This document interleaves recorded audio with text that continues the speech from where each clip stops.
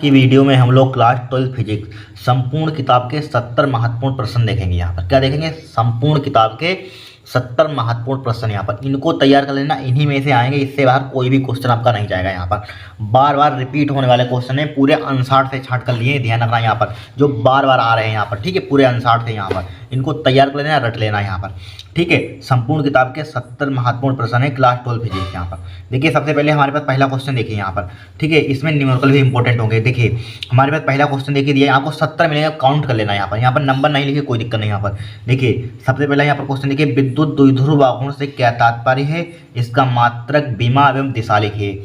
ठीक है, तीनों आ सकती हैं यहाँ पर, ज़्यादा तीनों पूछी नहीं, सिर्फ परिभाषा और मात्रक पूछा जा सकता है, या परिभाषा या बीमा पूछी जा सकती है, या परिभाषा या दिशा पूछी जा सकती है यहाँ पर, ठीक है। अगर इसको आपने परिभाषा समझ ली, इस पर न्यूमेरिकल आता है वो भी उड़ा देंगे आप, ठीक है, इसी कॉन्सेप्ट पर आता है। देखिए सबसे पहले यहाँ पर क्या हमारे पास है, विद्युत द्विध्रुव आघूर्ण से क्या तात्पर्य है। देखिए क्या होता है हमारे पास विद्युत द्विध्रुव आघूर्ण, देखिए विद्युत द्विध्रुव की रचना करने वाले, ठीक है, दोनों आवेशों में से किसी एक आवेश और दोनों आवेशों के बीच की दूरी के गुणनफल को विद्युत द्विध्रुव आघूर्ण कहते हैं, ठीक है। यह एक सदिश राशि है, इसे P से प्रदर्शित करते हैं। देखिए परिभाषा बोल रही है, मान लीजिए सपोज डेट हमारे पास क्या है, यहाँ पर एक विद्युत द्विध्रुव है यहाँ पर, ठीक है, विद्युत द्विध्रुव है जो किससे मिलकर बना हुआ है, माइनस के Q से प्लस Q से मिलकर बना हुआ है यहाँ पर, ठीक है। इनके बीच की दूरी हमारे पास क्या है, 12 है यहाँ पर, राइट।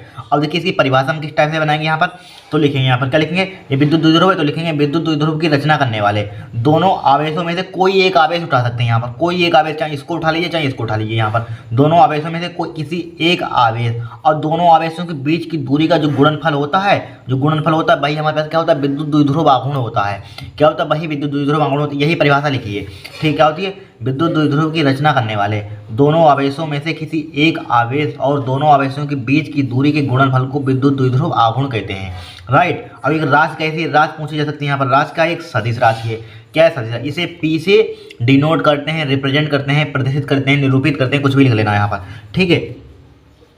अब देखिए इसका फॉर्मूला क्या होता है, P वेक्टर वाला क्या होता है, Q इंटू 12, यहाँ पर क्या होता है, Q इंटू 12 होता है। और 12 देखिए क्या होता है, दोनों आवेशों के बीच की दूरी होता है, इंपॉर्टेंट है, इस पर आता है न्यूमेरिकल, यहाँ पर करवाएंगे न्यूमेरिकल भी आपको, ठीक है। P वेक्टर वाला क्या होता है, Q इंटू 12 होता है यहाँ पर, ये इसी को लिख सकते हैं P बराबर लिख सकते हैं 2Q लिख सकते हैं यहाँ पर, इसी को यहाँ पर। अब इसका मात्रक देखिए, मात्रक क्या हो जाएगा, देखिए आवेश का मात्रक क्या होता है, कूलाम हो जाएगा यहाँ पर, आवेश का मात्रक कूलाम, लेकिन 12 क्या है, दूरी है, दूरी पर एक प्रकार का विस्थापन, यहाँ पर इनके बीच की दूरी है यहाँ पर, ठीक है। तो उसका मात्रक क्या होता है यहाँ पर, मीटर होता है, तो इसका मात्रक क्या हो जाएगा, कूलाम मीटर। इसकी बीमा क्या हो जाएगी, LTA, इसकी बीमा क्या हो जाएगी हमारे पास, LTA हो जाएगी बीमा यहाँ पर, राइट। इसकी बीमा क्या हो जाएगी, देखिए क्यू की मतलब कि आवेश, देखिए निकाल कर दिखा नहीं, रुक जाइए आपको समझ में। देखिए क्यू बराबर, इसकी बीमा निकालनी है। देखिए क्यू बराबर आपने फार्मूला पढ़ा होगा, क्यू बराबर क्या होता है, एक फार्मूला क्या होता है, क्यू बराबर IT, क्यू बराबर क्या होता है, IT होता है। देखिए ये क्या है हमारे पास, आई में धारा की बीमा क्या होती है, A होती है, और टी क्या हमारे पास, समय है, समय की बीमा क्या होती है, T हो जाएगी यहाँ पर। और यल क्या हमारे पास, 2 मतलब विस्थापन, दूरी है यहाँ पर, तो इसकी बीमा क्या हो जाएगी, दूरी की बीमा क्या होती है, यल होती है, तो LTA, या इसीलिए होती है LTA लिखी हुई, इससे क्या दिक्कत है यहाँ पर, तो इसकी बीमा क्या हो जाएगी, LTA हो जाएगी यहाँ पर, ठीक है। इसकी दिशा इसमें पूछी गई थी, इसकी डायरेक्शन, तो डायरेक्शन क्या हो जाएगी, -Q से +Q की ओर होती है यहाँ पर, ऑब्जेक्टिव में पूछा जा सकता है, ध्यान रखना यहाँ पर। इसकी दिशा क्या होती है, -Q से +Q की ओर होती है, यहाँ पर लिख लीजिए यहाँ पर।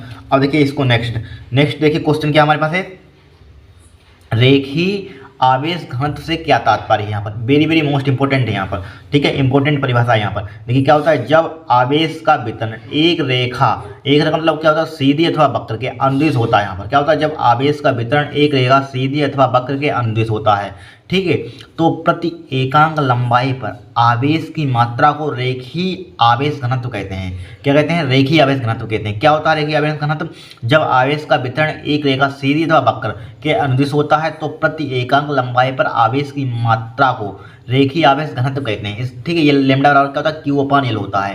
क्या होता है, Q/L होता है। ये दूसरी भाषा में परिभाषा इसका लिखना चाहते हैं, प्रति एकांक लंबाई पर आवेश की मात्रा को रेखीय आवेश घनत्व कहते हैं। शॉर्ट फॉर्म में आपसे कोई पूछे तो क्या लिखेंगे यहाँ पर, इसके आगे क्या होगा, प्रति एकांक लंबाई पर आवेश की मात्रा को रेखीय आवेश घनत्व कहते हैं। इसका मात्रक लिख लेना, इसका मात्रक आवेश है, आवेश का मात्रक क्या हो जाएगा यहाँ पर, कूलाम, और यहाँ पर ये L क्या है, दूरी होगी, दूरी मतलब विस्थापन एक प्रकार का, तो क्या हो जाएगा, मीटर, इसका मात्रक क्या हो जाएगा, कूलाम मीटर हो जाएगा यहाँ पर, क्या हो जाएगा, कूलाम मीटर। अब देखिए इस पर हम 2-3 न्यूमेरिकल देखते हैं इसी चैप्टर के, जो इंपॉर्टेंट हर साल रिपीट होते हैं यहाँ पर, ठीक है, इनको रट लेना यहाँ पर। देखिए यहाँ पर very very most important numerical है। देखिए 2019 और 20 में आया, कब आया 19 और 20 में, एनसीईआरटी का है 1.23, इसको कॉपी में अभी ही नोट कर लीजिए, वेरी वेरी मोस्ट इंपोर्टेंट है। यहाँ पर देखिए क्या बोला गया, यहाँ पर बोला गया कोई अनंत रेखिक आवेश 2 सेंटीमीटर दूरी पर 9×10⁴ न्यूटन प्रति कूलम विद्युत क्षेत्र उत्पन्न करता है। ठीक है, रेखीय आवेश घनत्व ज्ञात कीजिए। क्या ज्ञात कीजिए, रेखीय आवेश घनत्व ज्ञात कीजिए यहाँ पर। ठीक है, क्या ज्ञात करना है यहाँ पर, रेखीय आवेश घनत्व ज्ञात करना। सबसे पहले हमें दिया गया यहाँ पर, क्या दिया यहाँ पर, दिया है, ध्यान से देखना, वेरी वेरी मोस्ट इंपोर्टेंट है। क्या है, इंपॉर्टेंट है यहाँ पर। सबसे पहले गिवन डेट या दिया है लिख लीजिए, बात देखिए, दिया है गिवन डेट, दिया है। देखिए क्या दिया यहाँ पर, इंपॉर्टेंट, देखिए कोई दिया है कोई अनंत रेखिक आवेश 2 सेंटीमीटर दूरी, दूरी मतलब आर मतलब 2 सेंटीमीटर, क्या दिया यहाँ पर 2 सेंटीमीटर, इसको किस में कन्वर्ट कर देंगे, मीटर में, तो 2×10⁻, क्या हो जाएगा यहाँ पर -2×10⁻⁻के मीटर, इसको 2 जब 10⁻⁻2 से मल्टीप्लाई कर देते हैं मीटर में आ जाता है यहाँ पर, राइट। फिर देखिए 9×10⁴ न्यूटन प्रति कूलम विद्युत क्षेत्र उत्पन्न करता है, तो विद्युत क्षेत्र की तीव्रता यानी ई का मान दे दिया यहाँ पर, ई का मान कितना दिया यहाँ पर, क्या दिया 9×10⁴, 9×10⁴ न्यूटन प्रति कूलम, यहाँ पर न्यूटन प्रति कूलम विद्युत क्षेत्र उत्पन्न करता है। रेखीय आवेश घनत्व ज्ञात कीजिए। क्या ज्ञात कीजिए, रेखीय आवेश घनत्व, मतलब कि अभी बताया था रेखीय आवेश घनत्व की डेफिनेशन बताई थी यहाँ पर, लेमडा का मान निकालना है यहाँ पर, रेखीय आवेश घनत्व किसका मान निकालना है, लेमडा का मान है यहाँ पर। ठीक है, लेमडा का मान बताया था अभी पीछे परिभाषा, लेमडा का मान हमें क्या करना है, निकालना है, फाइंड करना है यहाँ पर। ठीक है, अब देखिए यहाँ पर इतना हमें यहाँ पर इन्होंने दे दिया यहाँ पर। ठीक है, क्या दीजिए, इतना दे दिया यहाँ पर। और सबसे पहले यहाँ पर देखिए फार्मूला, यहाँ पर बस फार्मूला अप्लाई करना है यहाँ पर। देखिए फार्मूला हमारे पास होता है, सूत्र याद कर लेना, देखिए ई बराबर होता है, क्या होता है, ई बराबर हमारे पास फार्मूला क्या होता है यहाँ पर, देखिए 1/4 pi epsilon naught 2 lambda by R, ये फार्मूला आपको याद करना है। देखिए अब वैल्यू पुट कीजिए, देखिए 1/4 पाई एप्सिलॉन नॉट का मान कितना होता है जरा बताना, 9, आपसे कोई पूछते 1/4 पाई एप्सिलॉन नॉट का मान कितना होगा, 9×10⁻, यानी कॉन्स्टेंट इनकी वैल्यू याद होनी चाहिए आपको, 9×10⁹ हो जाएगा। अब देखिए 2 ज्यों का त्यों लेमडा एजिटिव लिखा यहाँ पर, लेमडा का मान देखिए निकालना ही, यहाँ पर लेमडा का मान निकालना है यहाँ पर, डिवाइडेड बाई आर का मान दिया है 2×10⁻², 2×10⁻² लिख लिया यहाँ पर। अब देखिए ई का मान कितना दिया है, 9×10⁴, तो यहाँ पर पुट कर दीजिए, तो क्या हो जाएगा 9×10⁴ लिखा है यहाँ पर, बराबर क्या हो जाएगा यहाँ पर 9×10⁹ 2 लेमडा बटे क्या हो जाएगा यहाँ पर 2×10⁻²। ठीक है, अब देखिए 9 से 9 कैंसिल आउट हो जाएगा, ये 2 से 2 कैंसिल आउट हो जाएगा, यहाँ पर कट जाएगा कि नहीं कट जाएगा, तो क्या बचेगा यहाँ पर, इसको इधर लिख लीजिए, देखिए 10⁹ इसको इधर लिख लेते हैं, 2 10⁹ अब लेमडा। ठीक है, अब 10⁻² को उधर ले जाइए, प्लस का हो जाएगा 10⁻² यहाँ पर, हो जाएगा नहीं हो जाएगा। अब 10 बचा इधर बचा, इसको इधर लिख लिया यहाँ पर, कोई दिक्कत तो नहीं आपको, नहीं होगा यहाँ पर। अब देखिए 10 लेमडा गुणा 10⁻9 कितना होता है, 10 क्या होता है 11 होता है यहाँ पर, बराबर 10⁻4 हमारे पास यहाँ पर लिखा हुआ है, 10⁻4 हमारे पास लिखा हुआ है। अब देखिए लेमडा का मान हमें निकालना है यहाँ पर, किसका मान निकालना है, लेमडा का मान निकालेंगे, तो 10⁻4 हमारे पास जिनका तीन का ये किसका नीचे आ जाएगा, यहाँ 10⁻11 हो जाएगा, यहाँ पर हो जाएगा। तो लेमडा बराबर क्या हो जाएगा आपका, देखिए 10⁻4 हमने क्या लिखा, जिनका तीन लिखा, इसको ऊपर ले जाएंगे, यहाँ पर ऊपर ले जाएंगे, किसका हो जाएगा, इनवर्स का हो जाएगा, माइनस का हो जाएगा यहाँ पर।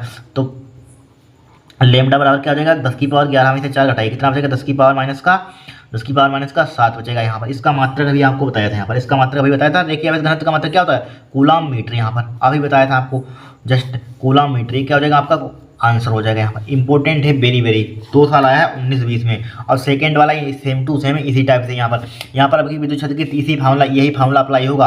अब की विद्युत क्षेत्र की तीव्रता पूछेगी सेकंड वाले में, यहाँ पर ये भी 2019-20 में पूछा गया यहाँ पर। इसको आप सिंप्लीफाई करेंगे यहाँ पर, इसको क्या करेंगे आप सिंप्लीफाई करेंगे यहाँ पर। अब दूसरा इंपॉर्टेंट न्यूमेरिकल देखते हैं, इन्हीं में से न्यूमेरिकल छपेगा पेपर में, इनको तैयार कर लेना आप। अब देखिए दूसरा न्यूमेरिकल यहाँ पर वेरी वेरी मोस्ट इंपोर्टेंट है। देखिए 14, 17, 18, 19, इसके आगे ऑप्शन लिख लेना यहाँ पर। ये पूछा गया था 22 में, शायद 22 और 23 में लगा, देखिए 22 में भी यही न्यूमेरिकल आया और 23 में भी आया, ध्यान रखना यहाँ पर। ठीक है, लगातार 14, 17, 18, 19, 22, 23 लगातार आया यहाँ पर इंपॉर्टेंट। ठीक है, इनको तैयार कर लेना, 25 में छपा मिलेगा आपको यहाँ पर। ठीक है, तो देखिए सबसे पहले यहाँ पर दिया है, क्या दिया यहाँ पर दिया देखिए 5I प्लस 10J वोल्ट प्रति मीटर के एक समान विद्युत क्षेत्र में 0.2 J मीटर स्क्वायर क्षेत्रफल का पृष्ठ रखा है। क्या रखा है, पृष्ठ रखा है। पृष्ठ से निर्गत विद्युत फ्लक्स की गणना कीजिए। ठीक है, विद्युत फ्लक्स की गणना करनी वेरी सिंपल। सबसे पहले यहाँ पर हमें दिया है, क्या दिया यहाँ पर, सबसे पहले हमें यहाँ पर इन कॉपी में इनको नोट कर लेना, इन सब क्वेश्चन को दिया है।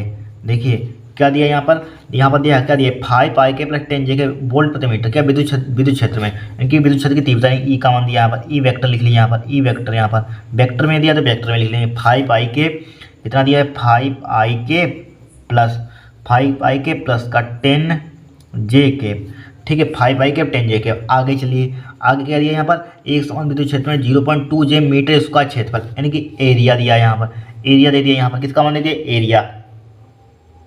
एरिया का मान दे दिया, तो ए वेक्टर लिख लीजिए यहाँ पर, ए वेक्टर का मान कितना दिया यहाँ पर एरिया, यानी कि 0.2 जे कैप दे दिया यहाँ पर, ठीक है 0.2 जे कैप लिख लिया यहाँ पर, लिखिए 0.2 जे। अब बस हमें निकालना है यहाँ पर क्या है, यहाँ पर हमें क्या निकालना है, यहाँ पर विद्युत फ्लक्स निकालना है यहाँ पर, ठीक है विद्युत फ्लक्स की गणना कीजिए यहाँ पर, किसका मान निकालना है विद्युत फ्लक्स, यहाँ पर विद्युत मतलब इलेक्ट्रिक फ्लक्स फाई ई का मान निकालना है यहाँ पर, ठीक है किसका मान निकालना है यहाँ पर फाई ई का मान निकालना है यहाँ पर। इसके लिए फार्मूला क्या होता है यहाँ पर, इसके लिए फार्मूला होता है हमारे पास क्या होता है E vector dot A vector होता है डॉट प्रोडक्ट। आप क्लास 11 में फिजिक्स में ही सीखा होगा, आप सीख कर आ चुके हैं।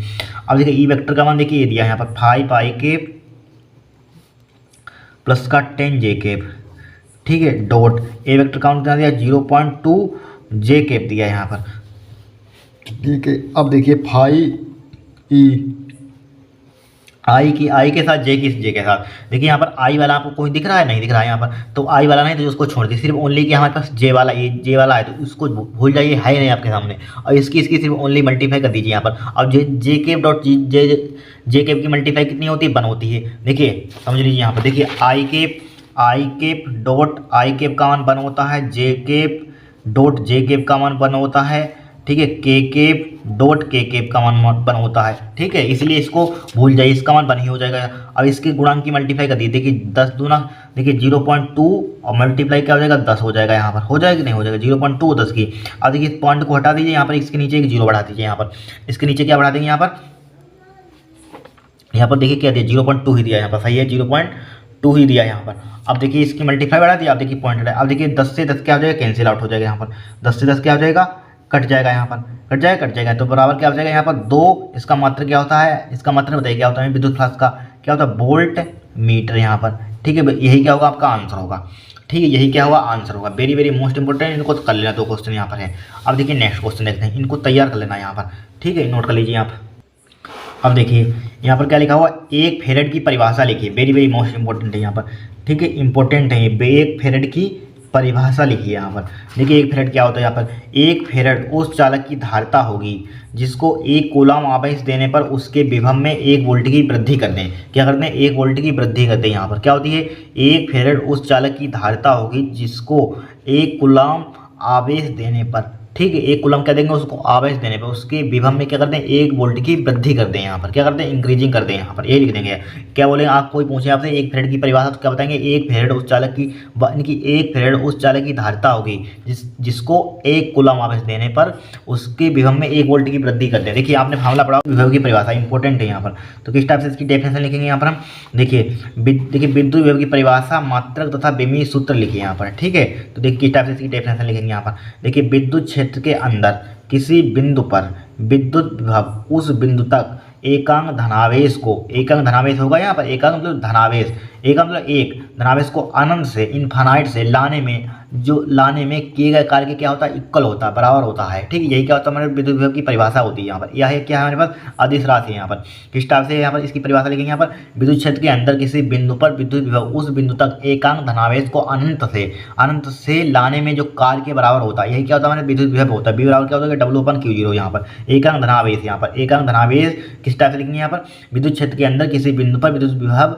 ठीक है विद्युत विभव उस बिंदु तक एकांक धनावेश को अनंत से लाने में किए कार्य यहाँ पर किए गए कार्य क्या होता है बराबर होता है, क्या होता है विद्युत विभव बराबर होता है यहाँ पर, ठीक है यही ये क्या है एक अदिश राशि है, क्या है अदिश राशि यहाँ पर, ठीक है इसका मात्रक क्या हो जाएगा जूल प्रति कूलम हो जाएगा यहाँ पर, या वोल्ट इसको लिख सकते हैं यहाँ पर, ठीक है या वोल्ट लिख सकते हैं यहाँ पर। इसका मात्रक क्या हो जाएगा हमारे पास, मात्र क्या हो जाएगा ml² T⁻³ 3 A⁻⁻1, ठीक है लिख लीजिए यहाँ पर, इंपॉर्टेंट है यहाँ पर, क्या है इंपॉर्टेंट है यहाँ पर लिख लीजिए। अब देखिए विशेष चालकता क्या है, इसका मात्रा तथा बीमा क्या है। यहाँ पर देखिए क्या होती है विशेष चालकता, इंपॉर्टेंट परिभाषा पूछी गई थी 2024 में यहाँ पर, ठीक है। दोनों परिभाषा 2024 में पूछी गई, यहाँ पर ध्यान रखना। यहाँ पर देखिए क्या होती है हमारे पास, किसी पदार्थ की विशिष्ट प्रतिरोध के व्युत्क्रम को उस पदार्थ की विशेष चालकता कहते हैं। क्या कहते हैं, विशेष चालकता कहते हैं। इसे सिग्मा से प्रदर्शित करते हैं। किससे प्रदर्शित करते हैं, सिग्मा से प्रदर्शित करते हैं। यहाँ पर देखिए सिग्मा वाला क्या होता है 1/ρ, तो यहाँ पर क्या विशेष प्रतिरोध के व्युत्क्रम को कहते हैं विशेष चालकता कहते हैं, ठीक है। क्या कहते हैं, विशिष्ट चालकता कहते हैं। क्या होती है, विशिष्ट प्रतिरोध के व्युत्क्रम को विशिष्ट चालकता कहते हैं। इसका मात्रा क्या होता है, विशिष्ट चालकता का ओम इनवर्स मीटर इनवर्स। यहाँ पर देखिए विशिष्ट प्रतिरोध का मात्रा क्या होता है ओम मीटर, इसको ऊपर ले जाएंगे क्या हो जाएगा ओम इनवर्स मीटर इनवर्स हो जाएगा। इसकी बीमा लिखना चाहते हैं बीमा भी लिख सकते हैं यहाँ पर, m⁻⁻⁴ l⁻⁻3 t⁻⁴ यहाँ पर, ठीक है। इसकी क्या होती है बीमा होती है यहाँ पर। फिर देखिए धारा घनत्व की परिभाषा, मात्रक एवं बीमा लिखिए। धारा घनत्व की परिभाषा वेरी वेरी मोस्ट इंपॉर्टेंट है 2025 के लिए भी, 2024 में तो पूछी गई यहाँ पर है, 2024 में क्या पूछी गई डेफिनेशन है यहाँ पर। देखिए क्या होती है धारा घनत्व की परिभाषा, यहाँ पर क्या धारा घनत्व की परिभाषा यहाँ पर देखिए क्या होती है, किसी चालक में किसी बिंदु पर प्रति एकांक, ठीक है, प्रति एकांक क्षेत्रफल से अभिलंबत गुजरने वाली विद्युत धारा को उस बिंदु पर क्या कहते हैं, धारा घनत्व कहते हैं। इसे जैसे प्रदर्शित करते हैं, किससे प्रदर्शित करते हैं, जैसे प्रदर्शित करते हैं। यह एक सदिश राशि है, ठीक है। क्या होती है, किसी चालक में किसी बिंदु पर प्रति एकांक, ठीक है, प्रति एकांक क्षेत्रफल से अभिलंबत गुजरने वाली विद्युत धारा को उस बिंदु पर धारा घनत्व कहते हैं। इसे जैसे प्रदर्शित करते हैं यहाँ पर, ठीक है। यह एक सदिश राशि है। जे बराबर क्या होता है I/A होता है यहाँ पर, ठीक है। किसी चालक के किसी बिंदु पर प्रति एकांक, इसके आगे प्रति एकांक क्षेत्रफल के प्रति एकांक क्षेत्रफल थे, ठीक है, अभिलंबत गुजरने वाली, क्या कहते हैं, अभिलंबत गुजरने वाली धारा को क्या कहते हैं धारा घनत्व कहते हैं यहाँ पर, ठीक है। इसका मात्रा क्या हो जाएगा यहाँ पर एम्पियर प्रति मीटर स्क्वायर। इसकी बीमा क्या हो जाएगा AL⁻⁻2 यहाँ पर, ठीक है। 2024 में बीमा बहुत पूछी गई, ध्यान रखना है यहाँ पर, याद कर लेना है यहाँ पर। जे बराबर क्या होता है I/A होता है यहाँ पर, मात्रा एम्पियर प्रति मीटर स्क्वायर, बीमा AL⁻2 यहाँ पर, ठीक है। नोट कर लीजिए। अब आगे चलते हैं यहाँ पर, इनको क्वेश्चन को छोड़ना मत, यही सब छपेंगे पेपर में, ध्यान रखना। अब देखिए वेरी वेरी मोस्ट इंपॉर्टेंट क्या है, वेरी वेरी मोस्ट इंपॉर्टेंट है 100% वाला क्वेश्चन यहाँ पर, ठीक है। 2023 में पहले पूछा गया था, पहले भी पूछा गया यहाँ पर, लेकिन ये 24 में तो आया नहीं, 25 में तो आ सकता है, गारंटी इस बात की है। अनोमी ओमी परिपथ से आप क्या समझते हैं, या अनोमी या ओमी, ठीक है, प्रतिरोध से आप क्या समझते हैं। बात एक यहाँ पर, प्रत्येक के 2 उदाहरण दीजिए यहाँ पर, क्या दीजिए, प्रत्येक के 2 उदाहरण दीजिए यहाँ पर, ठीक है। बहुत इंपॉर्टेंट है, इसको रट लेना पड़ता है। आरेख भी पूछता है, इसके किरण आरेख भी बनाइए यहाँ पर, ठीक है, इंपॉर्टेंट है यहाँ पर। क्या होता है बे विद्युत परिपथ, ठीक है, बे विद्युत परिपथ अथवा चालक अथवा प्रतिरोध कोई आ जाए, या डेफिनेशन आ जाए विद्युत परिपथ, अनोमी विद्युत परिपथ या अनोमी चालक या अनोमी प्रतिरोध की डेफिनेशन लिखिए, तो आपको यही लिखनी है यहाँ पर। क्या लिखेंगे, बे विद्युत परिपथ अथवा चालक अथवा प्रतिरोध जो ओम के नियम का पालन नहीं करते हैं, अनोमी ओम के नियम का पालन नहीं करते हैं, अनोमी परिपथ कहलाता है, या अनोमी प्रतिरोध कहलाता है, या अनोमी चालक कहलाते हैं, ठीक है। इनके लिए बी तथा आई में खींचा गया ग्राफ सरल रेखा नहीं होता है, सरल रेखा में डायरेक्टली इस टाइप से नहीं होता है यहाँ पर, ठीक है, नहीं होता है यहाँ पर खींचा गया ग्राफ सरल रेखा नहीं होता। उदाहरण टार्च का बल्ब, ट्रांजिस्टर, उदाहरण पूछे जाते हैं अनोमी परिपथ के प्रतिरोध के उदाहरण लिखिए, तो याद कर लेना यहाँ पर। ऑब्जेक्टिव में आता है, एग्जाम्पल में लिखने के लिए आता है 1-2 नंबर का। टार्च का बल्ब, ट्रांजिस्टर, डायोड बल्ब, ठीक है, डायोड बल्ब, ठीक है, थर्मिस्टर आदि, ठीक है। इसका इस टाइप से ग्राफ होता है यहाँ पर। क्या टॉर्च का बल्ब है यहाँ पर, क्या टॉर्च का बल्ब है यहाँ पर। इधर क्या हमारे पास विभवांतर है, उधर क्या करंट आई है, ठीक है। अनोमी परिपथ की डेफिनेशन बस ध्यान रखना। ओम के जो अनोमी परिपथ क्या होता है यहाँ पर, क्या होता, जो ओम के नियम का पालन नहीं करते हैं वो क्या कहलाते हैं, अनोमी परिपथ कहलाते हैं। वेरी सिंपल यहाँ पर है, नोट कीजिए। आप ओमी परिपथ देखेंगे यहाँ पर, क्या देखेंगे, ओमी परिपथ। देखिए ओमी परिपथ क्या होता है, बे विद्युत परिपथ अथवा चालक अथवा प्रतिरोध जो ओम के नियम का पूर्णता क्या करते हैं, पालन करते हैं, क्या करते हैं, पूर्णता पालन करते हैं, ओमी परिपथ कहलाते हैं। इनके लिए बी तथा आई में खींचा गया ग्राफ क्या होता है, सरल रेखा में होता है, स्ट्रेट लाइन में होता है। यहाँ पर सरल रेखा को इंग्लिश में कहते हैं स्ट्रेट लाइन में होता है, ठीक है। उदाहरण लिख लेंगे, तांबे का तार, टंगस्टन, ठीक है, टंगस्टन का तार, पारा आदि। यहाँ पर इसके उदाहरण यहाँ पर ओमी परिपथ के, यहाँ पर किसके हैं, ओमी परिपथ के हैं, ठीक है, ओमी परिपथ के हैं। यहाँ पर क्या, तांबा का तार, टंगस्टन का तार, पारा आदि। यहाँ पर इसके लिए क्या हो जाएगा, डायरेक्टली सरल रेखा में होता है। पर बी आई इसके बीच एंगल क्या बनेगा, थीटा बनेगा यहाँ पर, ठीक है।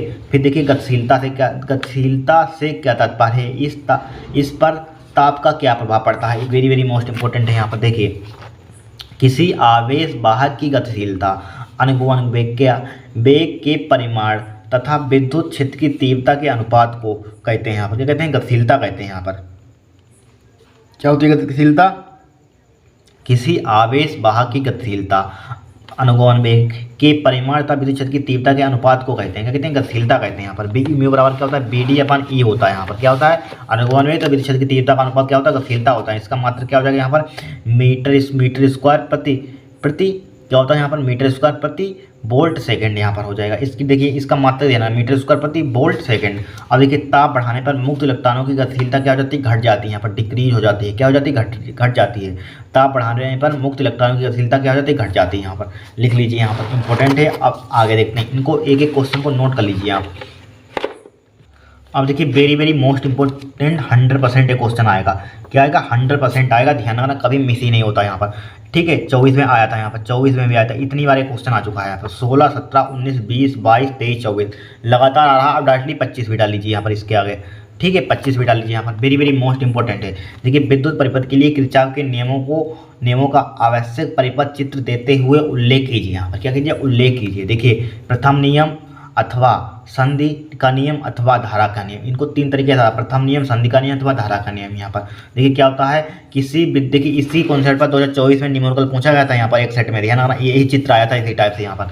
ठीक है, देखिए किसी विद्युत परिपथ में किसी संधि पर मिलने वाली समस्त धाराओं का बीजगणितीय योग क्या होता है, शून्य होता है। क्या होता है, किसी विद्युत परिपथ में किसी संधि पर मिलने वाले समस्त धाराओं का बीजगणितीय योग शून्य होता है। अर्थात समेशन आई बराबर क्या हो जाएगा, 0। यहाँ पर मान लीजिए सपोज दैट यहाँ पर एक संधि है। यहाँ पर देखिए जो संधि से बाहर धाराएं जाती हैं, ठीक है, उनको क्या लेते हैं, नेगेटिव लेते हैं। जो संधि की ओर आती हैं, अंदर जाती हैं, संधि की ओर, यहाँ पर संधि है, अंदर जाती है, उसको क्या लेते हैं, धनात्मक लेते हैं। जो बाहर जाती है ऋणात्मक लेते हैं, जो अंदर आती हैं उसको लेते हैं धनात्मक लेते हैं यहाँ पर। ठीक है, संधि यहाँ पर देखिए बाहर जा रही धारा आप कितनी में बना सकते हैं, यहाँ पर I4, तो यहाँ पर ये बाहर जाएगी I5, यहाँ पर ये अंदर की ओर आएगी, यहाँ पर I बनी, इस टाइप से चित्र आएगा एग्जाम में बनकर। यहाँ पर I2, ठीक है, I3 बाहर जा रही, तो यहाँ पर लिखा हुआ है संधि की ओर आने वाली धारा धनात्मक, तो संधि से दूर जाने वाली धारा क्या होती है, ऋणात्मक होती है, यहाँ पर नेगेटिव होती हैं। तो देखिए जो संधि की ओर जाती हैं, संधि की ओर I1 I2 जा रही है, I1 प्लस I2 लिख दिया। और संधि से बाहर क्या जा रही है, हमारे पास I3 जा रही है, I4 जा रही है, I5 जा रही है यहाँ पर, तो वो क्या हो जाएंगे, नेगेटिव हो जाएंगे यहाँ पर। ठीक है, नेगेटिव, उनका बीजगणितीय का 0। अब देखिए I3 I4 I5 को उधर हमने भेज दिया यहाँ पर, तो क्या बचेगा, I1 प्लस I2 बराबर क्या बचेगा, I3 प्लस I4 प्लस का I5। तो यहाँ देखिए यह इस प्रकार यह नियम आवेश संरक्षण को व्यक्त करता है। इंपॉर्टेंट है, ऑब्जेक्टिव में पूछा जाता है। ये क्या होता है, इस प्रकार यह नियम आवेश संरक्षण को व्यक्त करता है यहाँ पर। ठीक है, अब लिख लीजिए द्वितीय नियम देखेंगे, दूसरा नियम यहाँ पर। दूसरा नियम बहुत इंपॉर्टेंट है यहाँ पर। देखिए दूसरे नियम को कहते हैं द्वितीय नियम अथवा वोल्टता अथवा पास का नियम कहते हैं इसको। क्या कहते हैं, पास का नियम। क्या होता है, किसी विद्युत परिपथ में प्रत्येक बंद पास के विभिन्न खंडों में बहने वाली धाराओं तो संगत प्रतिरोधों के गुणनफलों का बीजगणितीय योग, ठीक है, उस पास में लगने वाले विद्युत वाहक बल के बीजगणितीय योग के क्या होता है, बराबर होता है। ये क्या होता है, हमारे पास किरचॉफ का द्वितीय नियम होता है। क्या होता है, किसी विद्युत परिपथ में प्रत्येक बंद पास के विभिन्न खंडों में बहने वाली धाराओं तथा संगत प्रतिरोधों के गुणनफल का बीजगणितीय योग उस पास में लगने वाले विद्युत वाहक बलों के बीजगणितीय योग के क्या होता है, बराबर होता है। यहाँ पर देखिए इसी से परिभाषा बनाई है। क्या किस टाइप से बनाई, किसी विद्युत परिपथ में प्रत्येक बंद पास में बहने वाली धाराओं तो संगत प्रतिरोध का बीजगणितीय योग, ठीक है, उस पास में लगे विद्युत वाहक बल के बीजगणितीय योग के क्या होता है, इक्वल होता है, बराबर होता है। यहाँ पर देखिए इस टाइप से हमने चित्र बना लिया है। यहाँ पर देखिए करंट हमारे पास बह रहा I1 है, यहाँ पर I1 बह रहा है इसमें, ठीक है। यहाँ इसमें क्या, इधर इसको देखिए धारा में से प्लस से माइनस की ओर बहती है। देखिए प्लस से यहाँ पर इस टाइप से जाएगी, माइनस की हो जाएगी, यहाँ पर प्लस से यहाँ पर इस टाइप से माइनस की हो जा रही है यहाँ पर, ठीक है। अब देखिए इस नियम के अनुसार बंद पास बन के लिए यहाँ पर बंद पास बन ले लिया यहाँ पर, ठीक है। विद्युत वाहक बल हमारे पास क्या है, E1 है E2 यहाँ पर, इसलिए प्रतिरोध R1 है R2 है R3 यहाँ पर, ठीक है।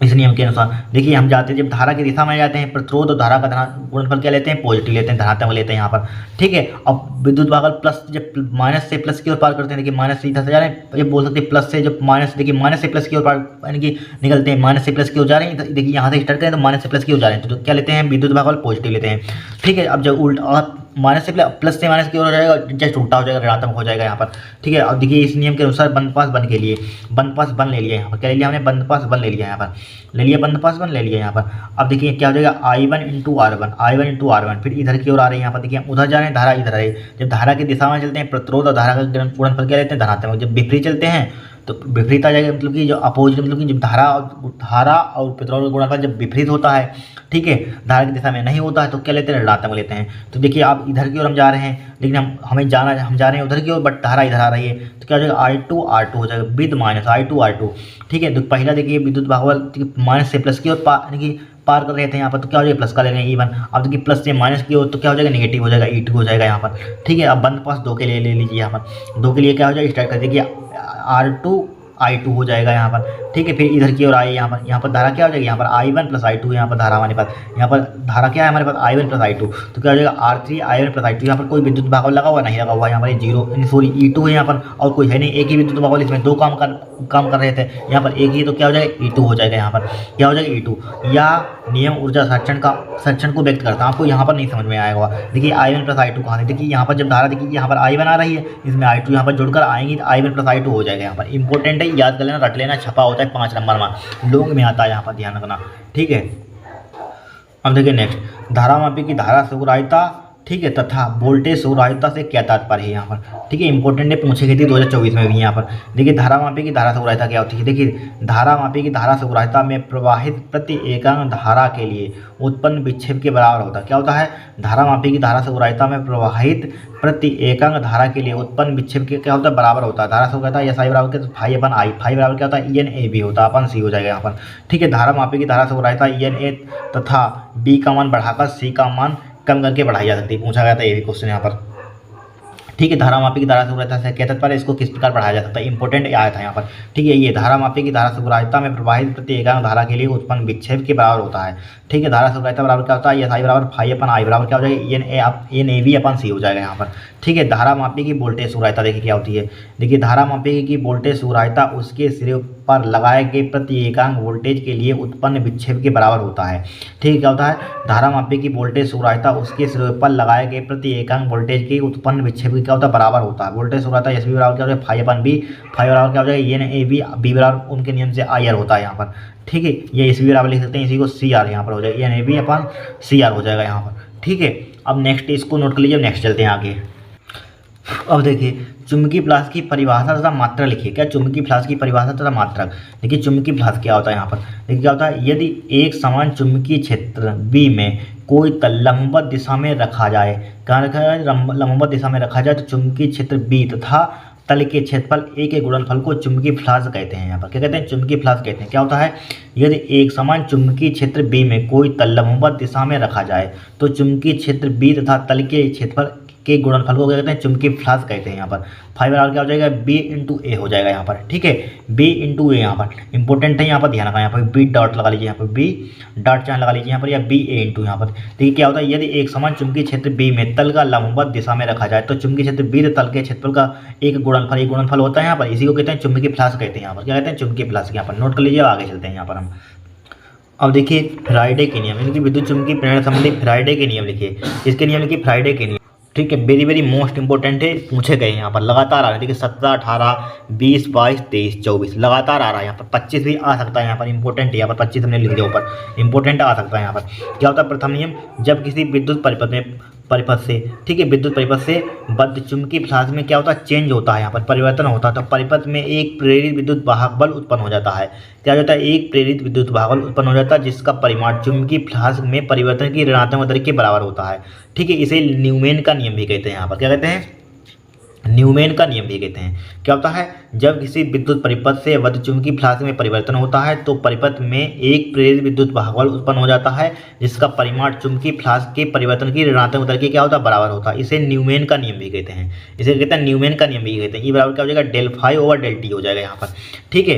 क्या होता है यहाँ पर, यही होता है यहाँ पर, क्या होता है, जिसका विद्युत वाहक, ये क्या है, विद्युत वाहक बल यहाँ पर, ये क्या है, जिसका परिमाण चुंबकीय फ्लास्क की परिवर्तन की ऋणात्मक दर के बराबर होता है। यहाँ पर क्या होता है, विद्युत वाहक बल बराबर होता है, ये लिखा हुआ है, ठीक है। जब किसी विद्युत परिपथ से बद्ध चुंबकीय फ्लास्क में परिवर्तन होता है तो परिपथ में एक प्रेरित विद्युत वाहक बल उत्पन्न हो जाता है जिसका परिमाण चुंबकीय फ्लास्क के परिवर्तन की ऋणात्मक दर के बराबर होता है। इसे न्यूमैन का नियम भी कहते हैं। 2-3 नियम देखिए, किसी परिपथ में प्रेरित विद्युत भागवल अथवा प्रेरित धारा की दिशा सदैव ऐसी होती है कि उसका करते हैं अपोज करती है, इनकी विरोध करती है, जिससे वह स्वयं उत्पन्न होती है। इसे लेंज का नियम भी कहते हैं। लेंज का नियम है तो यही लिखना है आपको। क्या होता है, किसी परिपथ में प्रेरित विद्युत भागवल अथवा प्रेरित धारा की दिशा सदैव ऐसी होती है कि उस कारण का विरोध करती है, जिससे वह स्वयं उत्पन्न होती है। इसे लेंज का नियम भी कहते हैं। क्या कहते हैं, इसे लेंज का नियम भी कहते हैं। नोट कर लीजिए, वेरी वेरी मोस्ट इंपॉर्टेंट है, लगातार आ रहा है। देख लीजिए, देखिए 17 में, 18 में, 20 में, 22 में, 23 में, 24 में ये फिक्स हैं। किरचॉफ के नियम और फ्राइडे के नियम, अगर आपका नसीब काम करेगा तो आपके सेट में किसी न किसी सेट में छपे ही होते हैं। यहाँ पर क्या होते हैं, छपे ही होते हैं। यहाँ पर रट लेना, भाई याद कर लेना। यहाँ पर बहुत इंपॉर्टेंट है। यहाँ पर क्या है, वेरी वेरी मोस्ट इंपॉर्टेंट है। नोट कीजिए, अब आगे चलते हैं यहाँ पर हम। अब देखिए नेक्स्ट यहाँ पर, लेकिन बोला गया नेक्स्ट में क्रांतिक कोण की परिभाषा लिखिए। इसके लिए क्रांतिक कोण की परिभाषा इंपॉर्टेंट है। यहाँ पर क्या है, सघन माध्यम आया तो 2024 में भी, ध्यान रखना। यहाँ पर सघन माध्यम में बना व आपतन कोण जिसके लिए विरल माध्यम में अपवर्तन कोण 90 डिग्री होता है। क्या होता है, 90 डिग्री होता है, क्रांतिक कोण कहलाता है। ठीक है, इसे सी से प्रदर्शित करते हैं। किससे प्रदर्शित करते हैं, सी से। क्या होता है, सघन माध्यम में बना व आपतन कोण जिसके लिए विरल माध्यम में अपवर्तन कोण क्या होता है, 90 डिग्री होता है, क्रांतिक कोण कहलाता है। ठीक है, फिर देखिए यहाँ पर नेक्स्ट, यहाँ पर प्रिज्म के पदार्थ की वर्ण विक्षेपण क्षमता की परिभाषा लिखिए। वेरी वेरी मोस्ट इंपॉर्टेंट है। देखिए क्या होती है यहाँ पर, जब श्वेत प्रकाश एक पतले प्रिज्म में से गुजरता है। ठीक है, जब श्वेत प्रकाश पतले प्रिज्म में से गुजरता है तो क्या होता है, तो बैंगनी तथा लाल रंगों की, ठीक है, निर्गत किरणें की बीच उत्पन्न कोणीय वर्ण विक्षेपण, ठीक है, वर्ण विक्षेपण तथा मध्यवर्ती पीले रंग की, पीला क्या होता है, मध्यवर्ती होता है यहाँ पर। ठीक है, बीच का होता है यहाँ पर। मध्यवर्ती पीले रंग की किरण के लिए विचलन कोण के अनुपात को प्रिज्म के पदार्थ की वर्ण विक्षेपण, ठीक है, वर्ण विक्षेपण क्षमता कहते हैं। क्या कहते हैं, वर्ण विक्षेपण क्षमता कहते हैं। इसे ओमेगा से प्रदर्शित करते हैं। किससे प्रदर्शित करते हैं, ओमेगा से प्रदर्शित करते हैं। यहाँ पर कुछ नहीं है, बहुत इंपॉर्टेंट है। क्या है, जब श्वेत प्रकाश, ठीक है, जब श्वेत प्रकाश एक पतले प्रिज्म में से गुजरता है तो बैंगनी तथा लाल रंग की निर्गत किरणों की बीच उत्पन्न कोणीय वर्ण विक्षेपण तथा मध्यवर्ती मतलब पीला रंग की किरण के लिए विचलन कोण की अनुपात को प्रिज्म के पदार्थ की वर्ण विक्षेपण क्षमता कहते हैं। इसे ओमेगा से प्रदर्शित करते हैं। किससे प्रदर्शित करते हैं, ओमेगा से प्रदर्शित करते हैं। अब वेरी वेरी मोस्ट इंपॉर्टेंट देखिए हमारे पास क्या है, पूर्ण आंतरिक परिवर्तन की डेफिनेशन आई थी 24 में भी। यहाँ पर क्रांतिक कोण पूर्ण आंतरिक परिवर्तन की, यहाँ पर देखिए क्या होता है पूर्ण आंतरिक परिवर्तन हमारे पास। देखिए इसको ऊपर थोड़ा सा बढ़ाते हैं। यहाँ पर देखिए क्या होता है हमारे पास, जब कोई प्रकाश किरण सघन माध्यम से विरल माध्यम में जाती है और आपतन कोण का मान क्रांतिक कोण से क्या हो जाता है, अधिक होता है, तो विरल माध्यम में प्रकाश किरण का अपवर्तन नहीं होता है। क्या होता है, अपवर्तन नहीं होता है, बल्कि संपूर्ण प्रकाश परावर्तित होकर सघन माध्यम में ही वापस लौट आता है। ठीक है, यह होता है वापस लौट आता है। इस प्रकार के परावर्तन को कहते हैं पूर्ण आंतरिक परावर्तन कहते हैं। क्या कहते हैं हम, इस प्रकार के परावर्तन को कहते हैं पूर्ण आंतरिक परावर्तन कहते हैं यहाँ पर। ठीक है, क्या होता है, जब कोई प्रकाश किरण सघन माध्यम से विरल माध्यम में जाती है और आपतन कोण का मान क्रांतिक कोण से अधिक होता है, ठीक है, अधिक हो जाता है, तो विरल माध्यम में प्रकाश किरण का अपवर्तन नहीं होता है, बल्कि संपूर्ण प्रकाश परावर्तित होकर सघन माध्यम में वापस लौट आता है। ठीक है, इस प्रकार के परावर्तन को कहते हैं पूर्ण आंतरिक परावर्तन कहते हैं। ठीक है, कहते हैं पूर्ण आंतरिक परावर्तन कहते हैं। यहाँ पर नोट कर लीजिए। ठीक है, इसकी शर्तें लिखिए आप। देखिए शर्तें देख लीजिए यहाँ पर। ठीक है, चित्र बनाना चाहते हैं बना लेना है यहाँ पर। देखिए पूर्ण आंतरिक परावर्तन की शर्तें हाई स्कूल का पढ़ा हुआ सब समझा होगा आपने। देखिए क्या होता है, प्रकाश का गमन सघन माध्यम से विरल माध्यम में होना चाहिए। प्रकाश का होता है, प्रकाश का गमन सघन माध्यम से विरल माध्यम में होना चाहिए। नंबर 2, आपतन कोण क्रांतिक कोण से बड़ा होना चाहिए। आपतन कोण क्या होना चाहिए, क्रांतिक कोण से बड़ा होना चाहिए। लिख लेना, प्रकाश का गमन सघन माध्यम से विरल माध्यम में होना चाहिए यहाँ पर। ठीक है, और आपतन कोण का मान, ठीक है, आपतन कोण क्रांतिक कोण से बड़ा होना चाहिए। यहाँ पर क्या होना चाहिए, बड़ा होना चाहिए। ठीक है, लिख लीजिए यहाँ पर, आपतन कोण क्रांतिक कोण से क्या होना चाहिए, बड़ा होना चाहिए। फिर देखिए विस्थापन धारा से आप क्या समझते हैं, उसका सूत्र लिखिए। वेरी वेरी मोस्ट इंपॉर्टेंट 24 में पूछी गई थी, ध्यान रखना यहाँ पर।